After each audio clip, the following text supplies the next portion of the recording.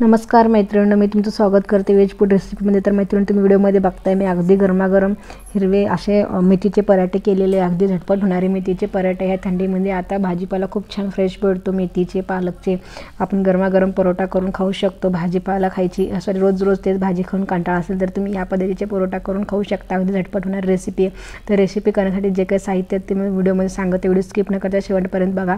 तर तुम्ही व्हिडिओमध्ये बघताय थोडीशी मेथी चांगली बारीक करून थोडीशी धुवून ठेवलेले, एक मोठं वाटी भरून मेथी आहे। हे स्वच्छ धुवून मी बारीक करून घेतलेली आहे, चिरून घेतलेली आहे। थोडंसं हिरवी मिरची, लसूण थोडंसं मिक्सरला बारीक करून घेतली आहे। थोडेसे तीळ आहेत, थोडंसं बेसन पीठ आहे। बेसन पीठ आपण घातले की मेथीचे पराठे चांगले मऊसूत आणि चांगले खुसखुशीत होतात। हळद आहे आणि चवीनुसार मीठ आहे। तर मैत्रिणी, हे सर्व इन्ग्रेडियंट लागणार आहे। त्यासाठी मी सर्वात प्रथम एका परातीमध्ये मोठे 3 वाटी गव्हाचे पीठ घेतलेले चाळून, मोठे 3 वाटी हे गव्हाचे पीठ चाळून घेतलेले आहेत। आता तुम्ही बघू शकता ह्या पिठामध्ये मी सर्वात प्रथम चवीनुसार मीठ टाकत आहे। तुम्हाला जितकं चवीनुसार मीठ लागतं तितकं टाकायचे, जास्त पण टाकायची गरज नाही आहे। तर हे मीठ टाकून घेत आहे।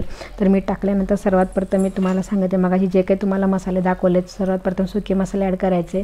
थोडीशी हळद मी ह्या पिठामध्ये टाकून घेतलेली आहे, जेणेकरून परोठ्याला चांगली टेस्ट येईल। थोडंसं बेसन पीठ टाकून घेतलेले मगाशी दाखवल्याप्रमाणे। बेसन पीठ नंतर तीळ घेतलेले, तेल पण टाकून घेते पिठामध्येच। बेसन पीठ टाकल्यानंतर तीळ टाकल्यानंतर तर जे काही शेवटी मी मगाशी जे काही हिरवी मिरची ठेचा दाखवला होता तो पण ह्याच्यामध्ये टाकून घेते। तुम्ही बघता व्हिडिओमध्ये तसं हे सर्व मी एकत्रित करून घेणार आहे। आता हे टाकून नंतर शेवटी जे काही मेथी मी बारीक चिरून ठेवलेली होती ते पण घेणार आहे। तर ही मेथी बघू शकता, करण्याच्या अगोदर एक 10-15 मिनटं मी चिरून पाणी निथरून ठेवलेलं आहे। तर हे सर्व टाकून घेते।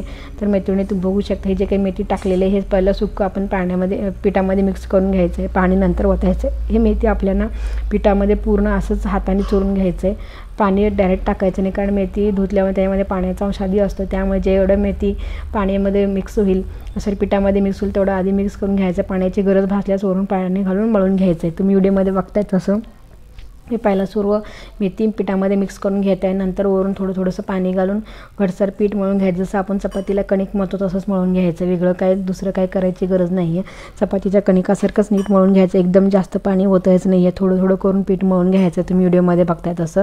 तर हे अलगद मी थोडंसं पाणी घालून घटसर असं पीठ मळून घेणार आहे मैत्रिणींनो। आणि मग जे काय आपण मसाले टाकले ते सर्व एकजीव होईल मळल्यानंतर। हे तुम्ही बघू शकता असं मी घटसर पीठ मळून घेतलेलं आहे। पीठ मळायला कमीत कमी 5 मिनटं गेलेले आहेत मला। तुम्ही बघू शकता हे आरामशीर 1-2-5 जण पोट भरून खायला एवढं पीठ भरून घेतलेलं आहे मी। पोट भरून परोठा होईल ह्याच्यानी। तर हे बघू शकता मी पीठ मळून ठेवलेलं आहे साईडला। तेल लावून एक 10 मिनटानंतर मी करायला घेतलेलं आहे मैत्रिणी। तुम्ही बघू शकता 10 मिनटानंतर पीठ चांगलं मुरलेलं आहे। म्हणजे मळल्यानंतर पटकन करायला नाही घ्यायचं आहे, एक 10 मिनटं चांगलं तेल लावून साईडला ठेवायचं। 10 मिनटानंतर मी करायला घेतलेलं आहे, त्यामुळे पीठ चांगला एकजीव होतो आणि आत मेथी पण एकजीव झालेली असते पिठामध्ये। तर तुम्ही बघू शकता त्यावेळेस सर्वात प्रथम कोळपाट्याला मी थोडंसं तेल लावलेलं आहे, तेल लावून हाताला पण तेल लावून चांगले गोळा करून घेते। आता तुम्हाला जितकं परोठा करायचे तितके गोळा करून घ्यायचे। तर तुम्ही बघू शकता मी गोळा करून सर्वात प्रथम एक गोळा घेतलेला आहे परोठा करण्यासाठी। तर हे थोडंसं सुकं पीठ त्याला लावायचं आहे, तुम्ही व्हिडिओमध्ये बघताय तसं सुकं पीठ साईडला ठेवायचं। आता हे बघा लाटण्यावरती चांगलं लाटून घ्यायचं कोळपाटावरती। परोठा शक्यतो जास्त पातळ पण नसतो आणि जास्त पण जाड पण नसतो, मीडियम साईजचा असतो, त्या प्रकारे लाटायचे। सर्वात प्रथम गोळ्याचा मोठा आकाराचा गोळा चपाती करून घ्यायचा, त्याला पोटात तेल लावायचं। 4 पदरी आपण परोठा करत आहे, तर सगळीकडे तेल लावून चांगलं त्रिकोणी आकार तयार करून त्याला पीठ लावून परत मळून घ्यायचं आहे। अगदी जास्त आधी म्हटल्यासारखं जास्त पातळपणे जाडपणे असं पराठा लाटून घ्यायचं, मीडियम साईजचा परोठा लाटून घ्यायचं। कडेला लाटायचं, मध्ये नाही लाटायचं। ऑलरेडी आपण आत कच्चे मेथी टाकलेले त्यामुळे परोठा फाटू पण शकतो, तसं फाडू नये म्हणून आपण चांगलं पीठ मुरायला ठेवलं होतं 10 मिनटं। आता ह्या प्रकारे जर परोठा केला तर परोठा बिलकुल खराब आपलं गोलसर लाटला जाईल। तुम्ही बघू शकता असं मी गोलसर परोठा लाटून घेतलेला आहे। थोडंसं वरती तेल लावलेलं आहे आणि साईडला इकडे तवा गरम करायला ठेवलेलं आहे गॅसवरती। हा माझा लोखंडी तवा आहे, तर मी हेच यूज करते जास्त करून, जेणे की ह्याच्यावरती जे काही चपाती भाकरी करतो एकदम सॉफ्ट आणि मऊसूत राहतात जास्त वेळ। आता हे बघू शकता मी परोठा ह्याच्यावरती टाकलेले आहे भाजण्यासाठी। तर हे बघू शकताय, तर गॅस गरम झालेला आहे, तवा गरम झालेला आहे म्हणून मी परोठा टाकलेले आहे। तर हे बघू शकता आता मी एका साईडनं चांगलं खरपूस भाजून घेणार आहे। आता एका साईडनं होत आलेलं तुम्ही व्हिडिओमध्ये बघताय तसं, तर दुसऱ्या साईडनं पण मी असंच चांगलं खरपूस भाजून घेणार आहे मैत्रिणींनो। तर जास्त गडबड नाही करायची, चांगलं खरपूस परोठा भाजून घ्यायचं आहे। तसंच इकडं साईडला मी दुसरा परोठा करून घेते। तुम्ही बघू शकता एका साईडनं चांगलं भाजून झालेलं आहे। तुम्ही वाटलं असं जास्त तेल पण लावू शकता, पण लावायची गरज नाही। तर हे बघू शकता असंच जरी आपण परोठा खाल्ला तरी एक नंबर टेस्टी लागतो। तर तुम्ही बघू शकता हे परोठा भाजायला अगदी 5 मिनिटामध्ये परोठा भाजून झालेला आहे। अगदी खरपूस चांगलं उलटण्याच्या साहाय्याने तुम्हाला हाताला जर चटके बसत असेल तर उलटण्याच्या साहाय्याने चांगला परोठा भाजून घ्यायचा। तुम्ही बघू शकता हे गरमागरम परोठा रेडी आहे। तर मी आता वरून थोडंसं तेल लावून भाजलेलं आता हे परोठा झालेलं आहे मैत्रिणींनो। तुम्ही बघू शकता अगदी झटपट झालेलं आहे परोठा। हे आता मी एका ताटमध्ये काढून घेणार आहे, हे बघू शकताय। तर आता मी हे एका ताटमध्ये काढून घेतलेलं आहे, तर तुम्ही बघू शकताय।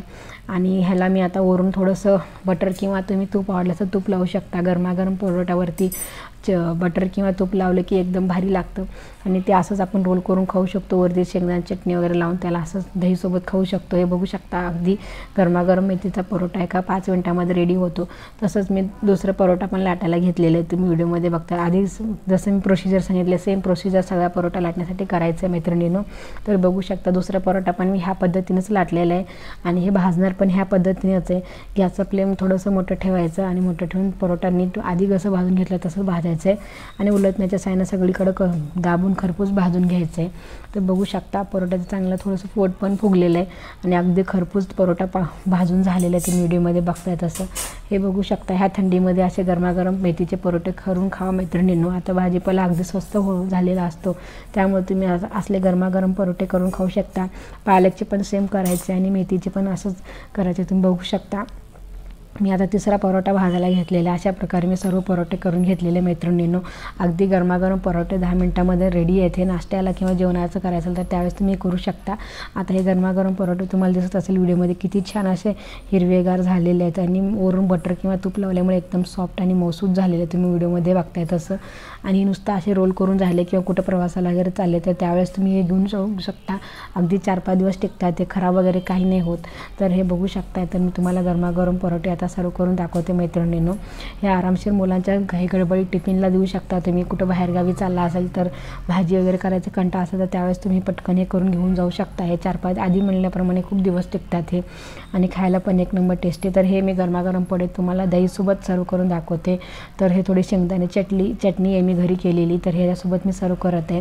आणि थोडंसं घरगुती केलेला ठेचा, दह्याची मिरची ठेचा जे की व्हिडिओ माझ्या चॅनलवर आहे ते तुम्ही बघू शकता। शेंगदाणे चटणीची रेसिपी पण माझ्या चॅनलवर आहे, ते पण तुम्ही जाऊन बघू शकता। आणि हे ठेचा आहे मी घरी केलेले ठेचा, हे तुम्ही बघू शकता। गरमागरम परोठे अगदी 10 मिनिटामध्ये रेडी होतात आणि पोट भरून खाऊ शकतो आणि हे अगदी हेल्दी आहे मैत्रिणींनो।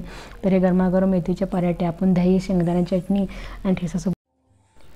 व्हिडिओ आवडला आहे चॅनलला लाईक, सबस्क्राईब, शेअर करायला विसरू नका आणि साईडला बेल बटन दाबायला विसरू नका मैत्रिणींनो, जेणेकरून तुम्हाला नवीन व्हिडिओचा नोटिफिकेशन येईल। हे बघू शकता अगदी गरमागरम परोठा आपण शेंगदाणे चटणी चांगला असं पसरून रोल करून दहीसोबत ठेचासोबत खाऊ शकतो। ही परोठे एकदम हा परोठा एकदम खायला टेस्टी लागतो। तर तुम्ही ह्या पद्धतीची रेसिपी घरी नक्की ट्राय करा आणि तुमचे मेथी परोठा कसे आहेत मला कमेंट करून सांगायला विसरू नका।